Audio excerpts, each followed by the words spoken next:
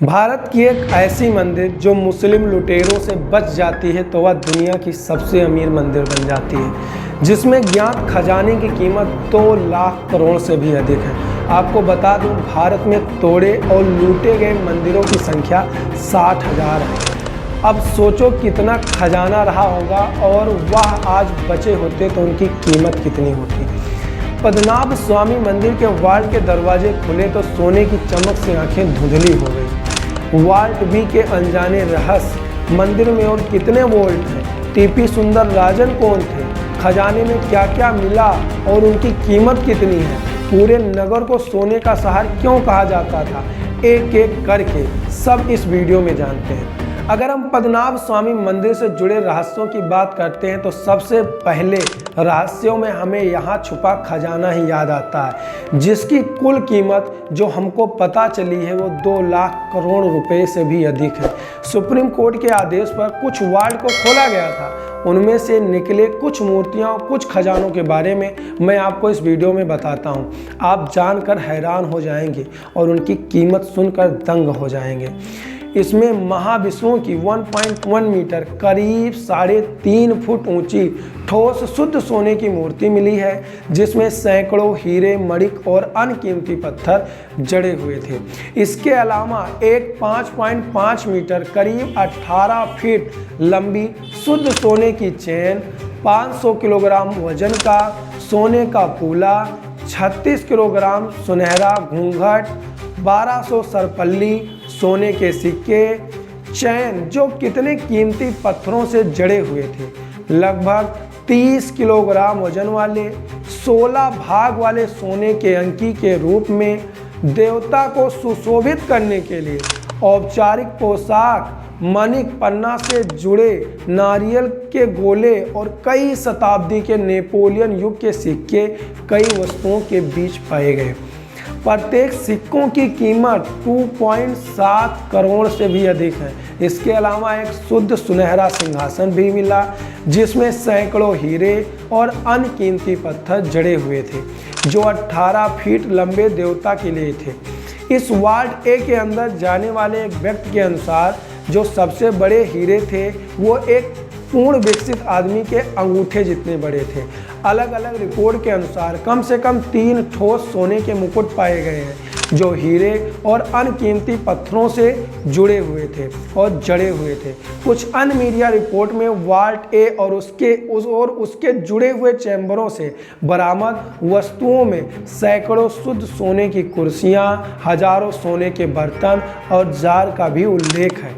यहाँ पर मिली अन्य कीमती वस्तुओं के बारे में इस वीडियो में हम आगे बात करते हैं और साथ ही साथ वाल्ट बी के रहस्य और उसके रहस्यमयी ताले के बारे में कुछ और ऐसी बातें भी बताऊंगा जिसके बारे में शायद ही आपने सुना होगा।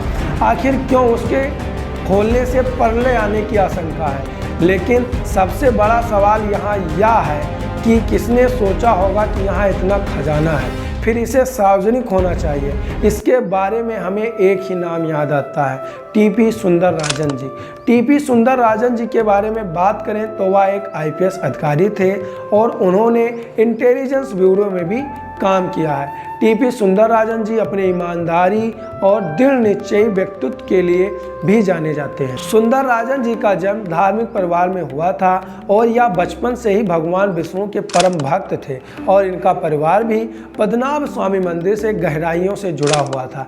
रिटायरमेंट के बाद यह तिरुवनंतपुरम में रहने लगे और अपना अधिकांश समय मंदिर में पूजा अर्चना में बिताने लगे। सुंदरराजन ने मंदिर में वर्षों तक भगवान की सेवा की और वहाँ की प्रशासनिक गतिविधियों का नज़दीकी से निरीक्षण किया। उन्होंने महसूस किया कि मंदिर के तहखानों में छिपी संपत्ति का सही उपयोग नहीं हो रहा है और इसे सार्वजनिक नहीं किया गया है। उनका यह भी मानना था कि मंदिर की संपत्ति पर केवल त्रावणकोर राज परिवार का अधिकार नहीं होना चाहिए।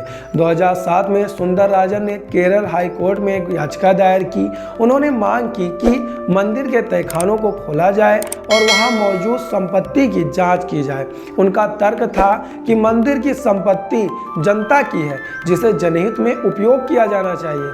उन्होंने त्रावणकोर राज परिवार द्वारा मंदिर के संपत्ति पर अधिकार को चुनौती दी। सुंदरराजन जी का कहना था कि राज परिवार केवल मंदिर के ट्रस्टी हैं, मालिक नहीं है। उनकी यह याचिका के बाद मामला सुप्रीम कोर्ट तक पहुंचा। 2011 में सुप्रीम कोर्ट ने आदेश दिया कि मंदिर के तहखानों को खोला जाए। पद्मनाभ स्वामी मंदिर के रहस्यों के बारे में जानने से पहले हम इस मंदिर के इतिहास के बारे में जान लेते हैं। यह मंदिर भारत के केरल राज्य की राजधानी तिरुवनंतपुरम में भगवान विष्णु को समर्पित एक हिंदू मंदिर है। इस मंदिर को भगवान विष्णु के पवित्र निवास स्थान के रूप में जाना जाता है। तिरुवनंतपुरम शहर का नाम इसी मंदिर से जुड़ा हुआ है, क्योंकि तिरुवनंतपुरम का अर्थ अनंत का शहर होता है और अनंत विष्णु का ही एक रूप है। अगर मंदिर के वास्तुकला की बात की जाए तो विश्व का सबसे धनाढ्य श्री पद्मनाभ स्वामी मंदिर केरल और द्रविड़ वास्तुशैली के मिश्रण का एक अनूठा उदाहरण है। मंदिर के अधिकांश हिस्से में पत्थरों और कांसे पर हिंदू धर्म के देवी देवताओं की मूर्तियां उकेरी गई हैं। इनमें प्रमुख है भगवान विष्णु की लेटी हुई प्रतिमा, नरसिंह स्वामी, भगवान गणेश और गजलक्ष्मी। इसके अलावा मंदिर में एक 80 फुट ऊंचा ध्वज स्तंभ है, जिसे सोने से लेपित किए गए हैं और तांबों की चादरों से ढका गया है। श्री पद्मनाभ स्वामी मंदिर की सबसे सुंदर विशेषता है उसके मंडप, वल्लीपुरा मंडपम, मुख्य मंडपम और नवगिरा मंडपम।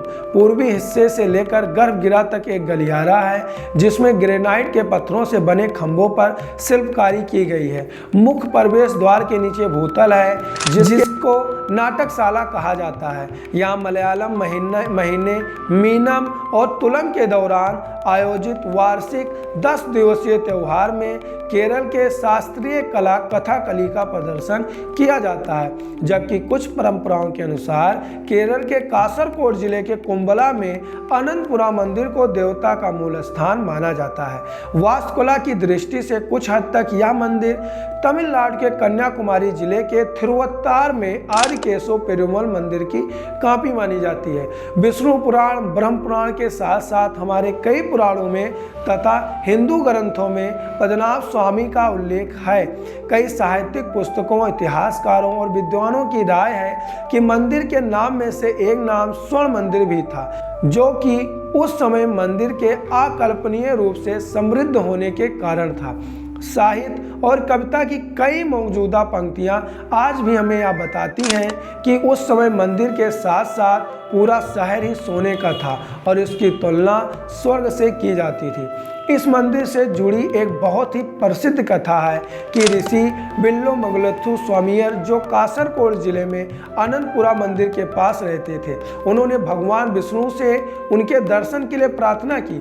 ऐसा माना जाता है कि देवता एक छोटे लड़के के वेश में आए थे, जो शरारती था फिर भी आकर्षक था। इस आकर्षण के कारण ऋषि चाहते थे कि लड़का उनके साथ रहे।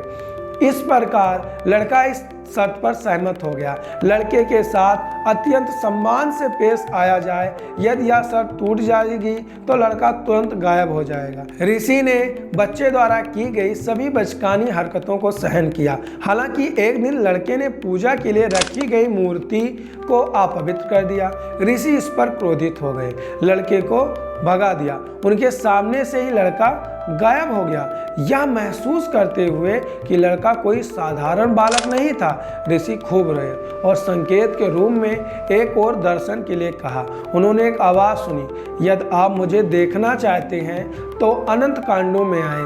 लंबी खोज के बाद जब वे लक्षद्वीप सागर के तट पर टहल रहे थे, उन्होंने एक पुलाया महिला को अपने बच्चे को यह चेतावनी देते हुए सुना कि वह उसे अनंत कांडों में फेंक देगी। जिस क्षण स्वामी ने अनंत कांडू शब्द सुना, वह प्रसन्न हो गए। उस महिला से अनंत कांडू के स्थान के बारे में पूछताछ की और उसके निर्देशों के आधार पर वे अनंत कांडू चले गए। ऋषि लड़के की खोज में अनंत कांडू पहुंचे।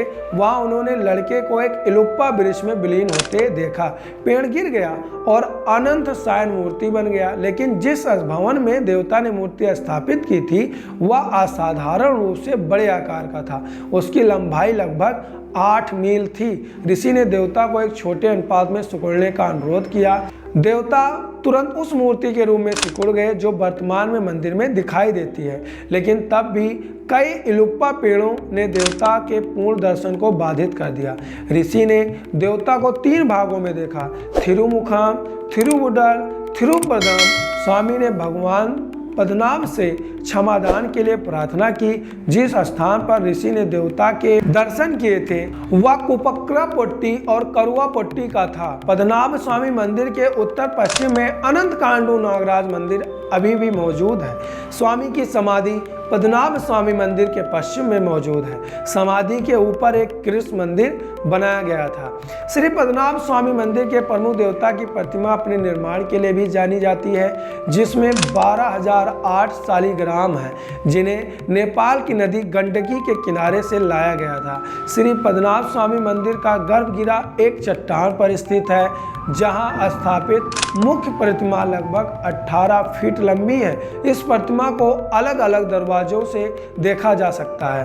पहले दरवाजे से सिर और सीना देखा जा सकता है, दूसरे दरवाजे से हाथ और तीसरे दरवाजे से पैर देखे जा सकते हैं। वर्तमान मूर्ति 1730 में मंदिर के पुनर्निर्माण के दौरान श्री मार्तंड वर्मा के द्वारा बनवाई गई थी। इसके पहले मंदिर में स्थापित लकड़ी की मूल मूर्ति का कोई इतिहास नहीं है। हिंदू धर्म ग्रंथों में उल्लेख मिलता है कि श्री कृष्ण के बड़े भाई बलराम ने मंदिर की यात्रा की थी और मंदिर में स्थित पद्म तीर्थम में स्नान करके पूजा अर्चना की थी। हिंदुओं के प्रसिद्ध संतों में से एक 9वीं शताब्दी के नम्मा अलवर ने भी श्री पद्मनाभ स्वामी की अर्चना की। तलवणकेर के जाने माने इतिहासकार स्वर्गीय डॉक्टर L.A. रवि वर्मा का यह भी मानना था कि यह मंदिर कलयुग शुरू होने से पहले ही दिन स्थापित हुआ था। मंदिर में प्राप्त हुए ताम्रपत्र में ऐसा लिखा हुआ है कि कलयुग प्रारंभ होने के 950वें साल में एक तुलु ब्राह्मण दिवाकर मुनि ने मूर्ति की पुनर्स्थापना की थी और 960वें साल में राजा कोथा मार्तंडन ने मंदिर का कुछ हिस्सा निर्मित करवाया। कई बार इस मंदिर का पुनर्निर्माण हुआ है। आज जो हम मंदिर के अंदर मूर्ति देखते हैं वह त्रावणकोर के राजा मार्तंड वर्मा की ही देन है। मंदिर में अब तक यहाँ 6 तिजोरियां हैं, जिन्हें न्यायालय द्वारा SAF के रूप में लेबल किया गया है। हालांकि अप्रैल 2014 में गोपाल सुब्रमण्यम की एक एमिकस क्यूरी रिपोर्ट में कथित तौर पर 2 और भूमिगत तिजोरियां पाई गई, जिन्हें G और H नाम दिया गया। एक को संभवतः 1930 के दशक में खोला गया था और तिजोरी C से F तक को हाल के वर्षों में समय समय पर खोला गया है, जिनमें अपार धन संपदा मिली है। लेकिन जब वे आखिरी चेंबर B पर पहुंचे तो उसे खोलने में नाकाम हो गए। वहाँ 3 दरवाजे हैं। पहला दरवाजा लोहे की छड़ों से बना दरवाजा है, दूसरा लकड़ी से बना एक भारी दरवाजा है और अंतिम दरवाजा लोहे का बना बड़ा ही मजबूत दरवाजा है जो बंद है और उसे खोला नहीं जा सकता, क्योंकि उस पर लोहे के 2 नाग बने हैं और वहाँ चेतावनी लिखी है कि इसे खोला गया तो अंजाम बहुत बुरा होगा। इस पर ना तो ताले लगे हैं और ना ही कोई कुंडी। कहा जाता है कि उसे एक मंत्र से बंद किया गया है, उसे कहते हैं अष्टनाग बंधन मंत्र, मगर वो मंत्र क्या है ये कोई नहीं जानता। वह चेंबर एक अनोखे श्राप से ग्रस्त है। यदि कोई भी उस चेंबर के दरवाजे तक जाने का प्रयास करता है तो वह बीमार हो जाता है या उसकी मौत हो सकती है। 17 जुलाई 2011 में पहले 5 कक्षों को खोलने के बाद ही TP सुंदरराजन बीमार पड़े और उनकी मौत हो गई। अगले ही महीने मंदिर प्रशासन ने यह चेतावनी जारी कर दी कि यदि किसी ने उस अंतिम कक्ष को खुलवाने का या खोलने का कोशिश की तो अंजाम बहुत बुरा होगा। सबसे बड़ा सवाल यही है कि चेंबर B के दरवाजे के पीछे आखिर क्या है। अपार सोना, कोई खतरनाक हथियार या प्राचीन भारत की कोई ऐसी टेक्नोलॉजी का राज छुपा है जिसे जानकर दुनिया हैरान रह सकती है। या कहीं ऐसा तो नहीं कि यहाँ कोई ऐसा रास्ता है जहाँ से पाताल लोक में जाया जा सकता है। आपका मन होगा इस स्थान पे पहुँचने का कि पद्मनाभ स्वामी मंदिर कैसे पहुँचें, तो श्री पद्मनाभ स्वामी मंदिर से नज़दीकी हवाई अड्डा तिरुवनंतपुरम अंतर्राष्ट्रीय हवाई अड्डा है, जो मंदिर से लगभग 6 किलोमीटर की दूरी पर है।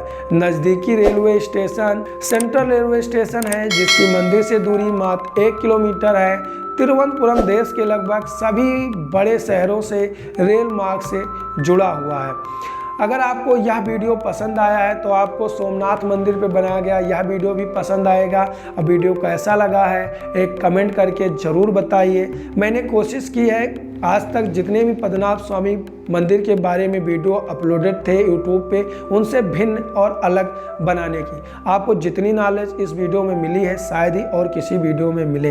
अन्य सभी वीडियो को देखने के लिए आप हमारे चैनल पर विजिट कर सकते हैं। जय हिंद, नमस्कार, जय श्री राम।